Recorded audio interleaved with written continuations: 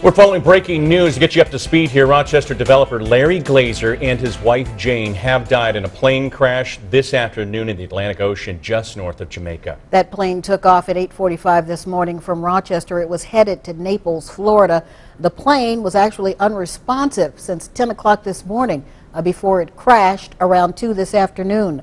Monroe County Executive Maggie Brooks is planning to address the media at the Monroe County office building at any moment. Now we can give you some background why this is very much important to the county. Larry Glazer, he's working on a $59 million plan to redevelop the former Midtown Plaza and also owns the Bausch & Lomb building and several other downtown Rochester properties. His wife Jane owns QCI Direct, and we do know that they are major players in the revitalization of downtown Rochester, of the revitalization of City Center.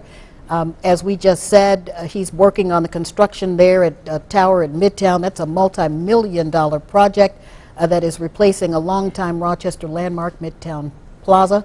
You are looking at pictures there of Larry Glazer, as I said, very much committed to downtown Rochester.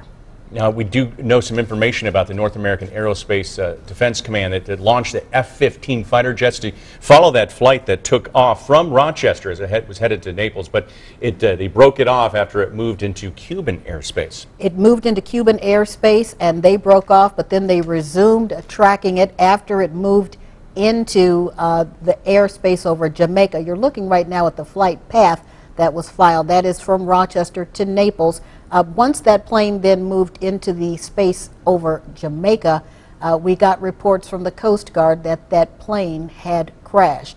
And the son of the Glazers confirmed that his father and mother were on board and did not survive. Now, there was the pilot that flew by that plane at 25,000 feet as it remained unresponsive, and it said it could look into the windows there, and they were frosted over. And the plane's pilot, we assume, was Larry Glazer himself, was slumped over before the crash. We're also told that the Glazers may have been suffering from a lack of oxygen, something that we saw back in 1999. You might recall Payne Stewart, professional golfer. He was in a plane with 5 other people. It was unresponsive for thousands of miles, and it eventually crashed in Dakota area, so this is a very similar situation. We do have a photo of that plane, and if we can get that up, we will show it to you. It is a Scotia TBM 700. We understand that it seats 6 to 7 people.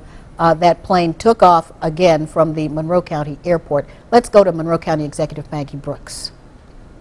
Event, and the deaths of Larry and Jane Glazer come at the end of a very sad and tragic week in Rochester.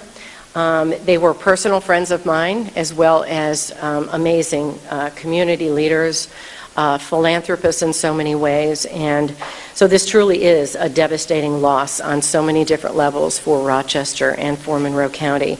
The people who knew them are certainly going to be forever touched by their passion for and their love of this city. I don't think I knew too many people that loved Rochester as much as Larry Glazer and his wife Jane. Larry never stopped believing in the unlimited potential that Rochester has for greatness. And in so many ways, he didn't just talk about transformation of downtown Rochester and the city proper. He invested his time, his talent, and his resources into making it happen. And so his legacy will always be a very visible part of our skyline and our landscape in the city of Rochester. You know, as I said, I've had the pleasure of working with Larry on a number of different levels and knew him personally. He was certainly a talented leader, someone who touched the community in a lot of different ways. We think of the Midtown project, certainly, but the redevelopment of the Genesee Hospital property was one of Larry's great projects. The redevelopment of the old Case Hoyt building, which ironically now holds his wife's business, which was QCI Home Trends. It was a catalog business that she started and developed. So she was a great and successful business leader in her own right.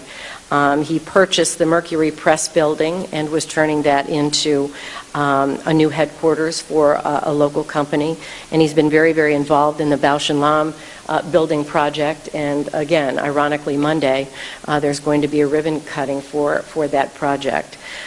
We are very lucky in Rochester that we had these two amazingly talented people who cared about our city. They cared about each other. The last time I saw Larry, all he did was talk about his wife, Jane. Jane was a marathon runner. Again, she owned this incredible company that touched people all over the country. This was a national company. And she was going to be inducted into the Business Hall of Fame next month.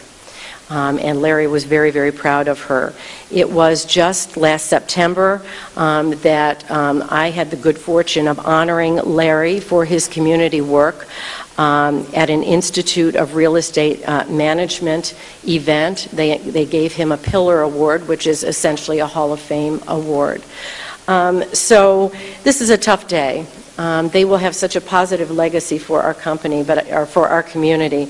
But you know what, I think when things like this happen, it's so hard to believe that they can happen so suddenly, and I think it shakes us all to our very core.